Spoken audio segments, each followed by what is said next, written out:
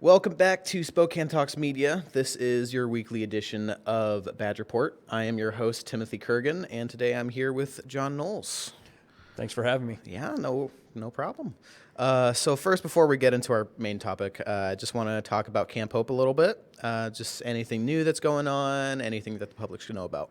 Well, and I think it's important for the public to know that the county and the city are still partnering to work through this issue and trying to get the people at Camp Hope off of DOT property and give that neighborhood surrounding Camp Hope some relief from some of the quality of life issues that are going on, some of the crime that's occurring, and things like that. And I think the public needs to know that that's the main reason that the city and the county are taking the actions that they are, is because we've heard from the citizens around Camp Hope, and we want to help alleviate the issues that Camp Hope is creating. And I think it's worth restating that there are issues that are spilling out of Camp Hope and into the surrounding neighborhood that are significant, and that's why the city and the county are taking the actions that they are.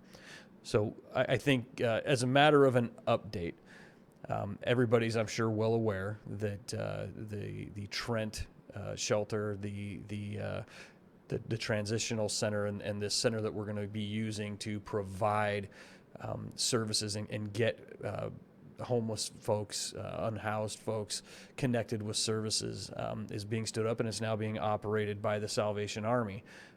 Which great organization, very good at what they do. They've been up and running now. I think this is day 3 for them, and they've kind of hit the ground running. And I think that's fantastic, and it's going to work better not only for our community in general, but for those people who are in need of these services. The Salvation Army's got a long history of working with, social workers, mental health providers, substance use treatment providers, and just doing a great job of providing facilities. So I think that's a huge step in the right direction, and the intent here is for us to relieve the people from Camp Hope and get them into a safe shelter that's warm, that's clean, and provides them the safety and security that the homeless folks need, so we can get them on the path to being in a better place. It is going to be temporary shelters for those folks, but with the idea that the people who are going to help connect them to more permanent housing solutions will be at the shelter to help them navigate out into permanent housing. And I think it's important for the public to know that that's the intent here. From the very beginning, there's been this narrative that the sheriff wants to just clear the camp and disperse people out into the community, or the other kind of false notion is that the sheriff's office and the county and city want to load everybody up onto a bus and send them somewhere else. Well, we may have to load people onto buses, but it's going to take them to shelters and to a transition center where we're going to connect them to services in a very humane, safe environment. So that's the actual truth of the matter, and I think it's important for the public to know that. Every day, the county and the city are implementing activities and functions connecting with service providers down inside the camp to make sure that we can get folks transitioned into there without any law enforcement involvement. That is our hope, that is our wish, that is our desire, is to educate the folks inside the camp that we can provide a better place for them to transition into more permanent housing. Right now, they believe that and they're being told at times, by people who are providing services to the camp, that to get permanent housing, that you have to stay in the camp, and that's just not true. We, being the county and the city, will make sure we're working with those service providers to get them into housing if they go to better and safe transitional housing over at the TRAC Center over on Trent. So that's an important update, and I think it's an important differentiation and in messaging that we have to get out to not only the general public, but to the folks inside the camp who may think that if they stay, that's the ticket to more permanent housing, and it's just not true. Especially with winter coming up, it's going to get real cold. So getting those people out of there and into warm shelters is paramount. Yeah, I think it's supposed to start to snow tonight, and I see that the forecast we're supposed to have highs in the high 20s, next week, and that's just, it's not humane, and those folks shouldn't have to try to survive in a tent in those kind of conditions. Yeah. There's a better place for them to be. Right. And so on to our main topic today. You wanted to talk about recruiting, which is, I know it's not necessarily a strictly law enforcement problem. There's a lot of people who aren't looking for jobs, or there's businesses that are looking for people and they just can't find anybody that's willing to work or is able to work. And so you had some information about that as well. Yeah, I think this is a topic that's come up, in law enforcement for the last probably 5 years, really since 2016, when the whole, reimagine public safety, defund the police movement really got started. Back all the way back to summer of 2016 with the Michael Brown incident. Law enforcement took a pretty heavy, public relations hit, and a lot of baseless allegations about law enforcement. Unfortunately, some of them were based in reality, but a lot of baseless allegations against law enforcement have been made, and unfortunately, the narrative was picked up nationwide. Caused a lot of issues in law enforcement and a lot of recruiting issues. And frankly, it became very unpopular to be in law enforcement with people who weren't currently in the profession. And frankly, it caused some morale issues inside law enforcement. So there are several things that impact recruiting. Like I said, some of it is the narrative about that particular job profession. And also just the fact that the economy has been really good. People can make money doing a lot of things that are a lot easier on your family, a lot easier on your person than law enforcement is. Law enforcement's a tough profession. Not only is it physically demanding, but it's also emotionally demanding, intellectually demanding, and it's not easy. So those kinds of things, when the economy's good, a lot of good paying jobs are available outside those professions. A lot of young people decide that's what they're going to go do. And frankly, because of the message that was being sent to people currently in law enforcement, there were a lot of law enforcement officers who left the profession because they could go make more money doing other things where they felt appreciated. So, when we start talking about recruiting, and it is very easy for us as law enforcement leaders to focus on those issues and say, well, how do we combat those narratives? How do we convince young people to come into this profession? How do we convince people who are maybe in other professions to transition over and come work in law enforcement? And more specifically, how do we get them to come work for the Spokane County Sheriff's Office and even in the state of Washington, when a lot of factors make it maybe an unattractive thing? So some of the things that we've done is number one, I can never overstate how important it was that we had the Spokane County Commissioners and the Spokane Valley City Council overtly put out proclamations voted on by those legislators stating that they support law enforcement, that they support public safety, and not only did they make those proclamations publicly, they also backed it up with dollars and budgeting and funding law enforcement initiatives. And like I said, I can't overstate how valuable that was to our recruitment efforts, particularly inside Washington State, when you have other agencies like the Seattle Police Department and other West Side agencies where they were not supported publicly, particularly by the people who fund them, particularly by city councils that controlled policing and things like that. Seattle Police Department is short hundreds of positions, and we were a more attractive option for some of those officers because our community does support law enforcement. So we made sure that in our recruiting efforts that people knew that. We made sure that we were out recruiting veterans, people who are transitioning out of the armed forces. That was worked out pretty well. And we also took a close look at what positions inside the sheriff's office needed to be, what tasks needed to be performed by commissioned law enforcement officers, and what kind of jobs, what kind of functions could be performed by somebody who didn't have to meet the standards of a commissioned law enforcement officer. What can we bring in civilian eyes to some pretty good success?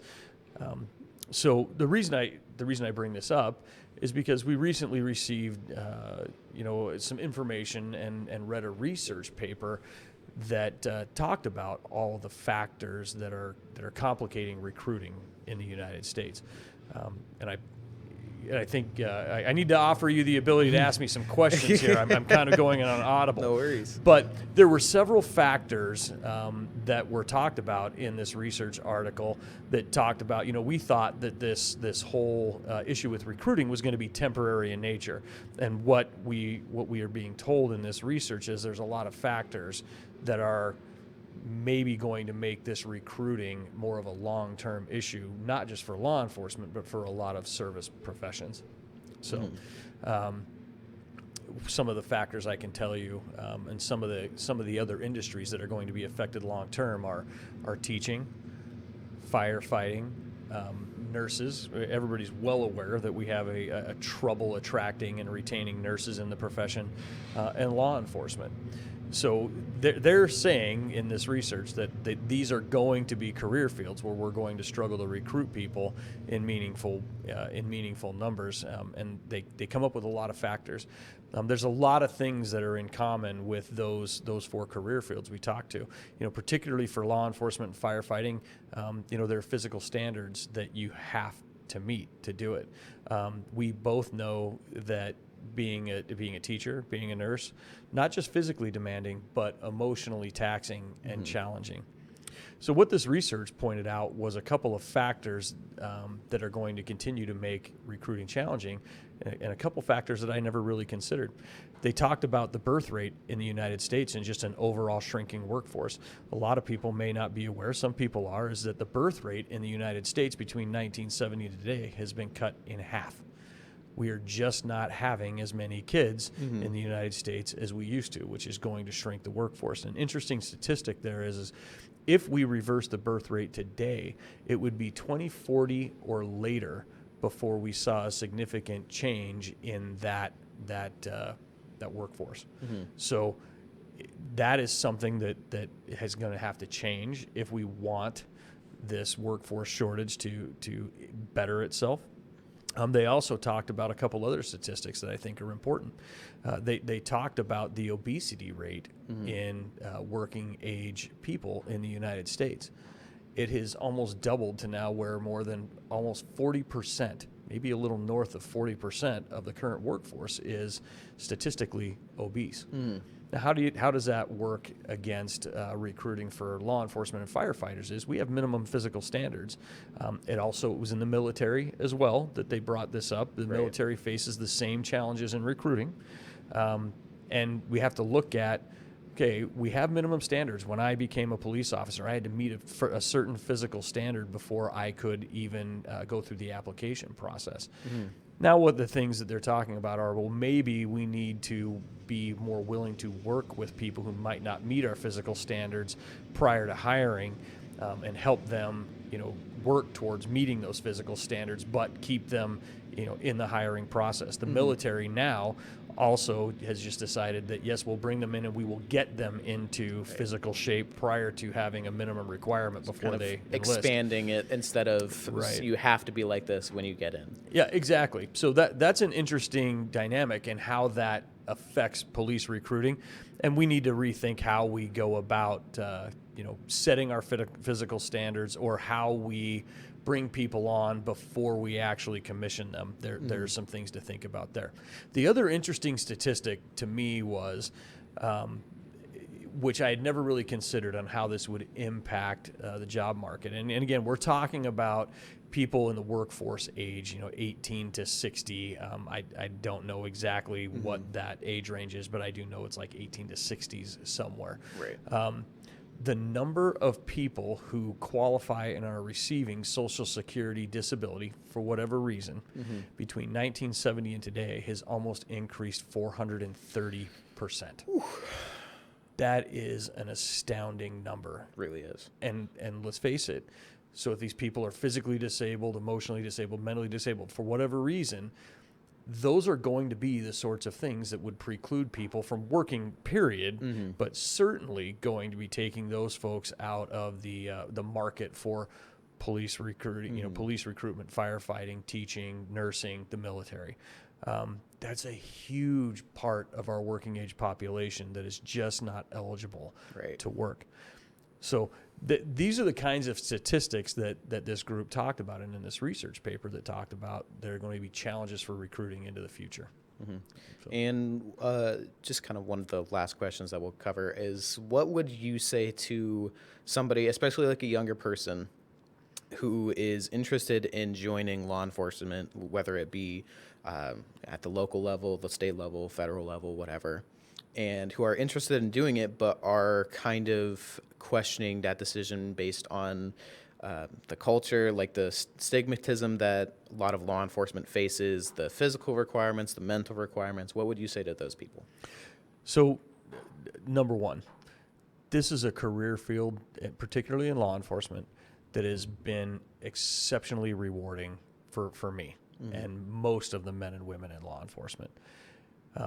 We do know that in these upcoming generations, they want meaning in their work.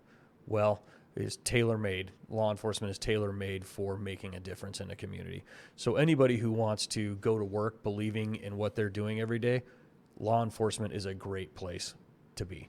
The narrative that's being spun is not true as far as, hey, cops are bad, the public doesn't love them. And here in Spokane County, our public loves our cops. They love law enforcement. They're extremely supportive, overwhelmingly. And that's something that I have been reassured of every day.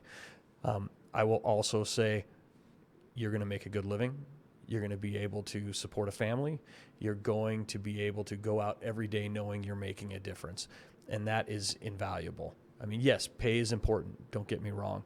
But people are going to be able to go home at night knowing that they made a difference in their community, and that's important. I will say, the physical requirements, and one of the things that we know in law enforcement we can't do is we cannot lower our standards as far as integrity, drug use, things like that. We can't lower those standards. We will not lower those standards. So if you're even remotely interested in law enforcement, be honest, live right. Be honest about the mistakes you've made in your past. Everybody's flawed. Everybody's made mistakes. But start living right, clean up, get yourself right, and come work for us. It's a great job. And again, you don't have to be perfect, right? You just have to be honest about what you've done in the past, and just live a morally right life, and you can really come out and make a difference in the community. And you know what? The physical standards, we'll get you through them. Everybody can change. Everybody's capable of change. I had to work on my physical fitness before I was hired. I wasn't meeting the standards when I was 22 years old and driving a concrete truck. But I had to get up every morning, and I had to make sure I was doing the push-ups, the sit-ups, and the mile and a half. I actually ran 3 miles every morning. And I just made sure that I got up and did that every morning, 6 days a week.